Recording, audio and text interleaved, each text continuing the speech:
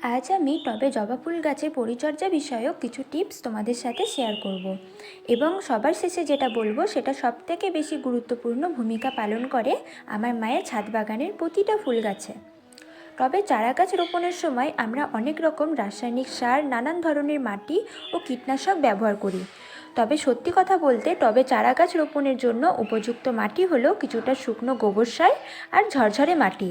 এর থেকে বেশি চারা গাছ সহ্য করতে পারে না। গাছটি লাগানোর পর কিছুটা জল গোড়ায় স্প্রে করে দিতে হয়। গাছ লাগানোর পরপরই গাছটিকে কড়া রোদে রাখা যাবে না। এমন জায়গায় রাখতে হবে যাতে খোলামেলা আলো বাতাসপূর্ণ স্থান হয় এবং সকালে সূর্যকিরণ পায়। বেলার দিকে রোদ না লাগানোই ভালো হবে। গাছটি দ্রুত বেড়ে ওঠা শুরু করলে গাছটিকে সোজা রাখার জন্য বাঁশের কঞ্চি বা স্টিক ব্যবহার করতে হবে। সপ্তাহে একবার কিছুটা মাটি খুঁড়ে দিতে হবে। এতে টবে মাটির উর্বরতা অটুট থাকবে। অতিরিক্ত জল দেওয়া উচিত নয়, কারণ মাটি স্যাঁতস্যাঁতে হলে গাছের কড়ি ও পাতা ঝরে যাওয়ার সম্ভাবনা থাকে। চারা গাছ কিছুটা বড় হলে মাসে অন্তত একবার সার দিতে হবে। জবা গাছের জন্য হাড় গুঁড়ো, শিংকুচি, নিমখোল ইত্যাদি দিয়ে মিশ্র সার তৈরি করা যেতে পারে।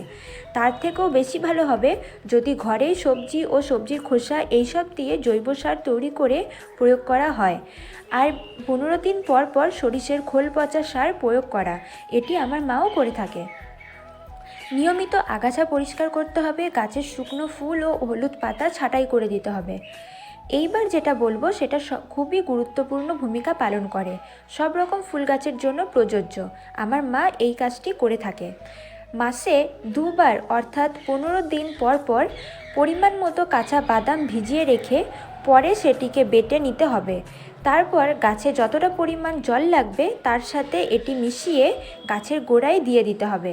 এটি খুব ভালো একটি খাদ্য টবের ফুল গাছের জন্য।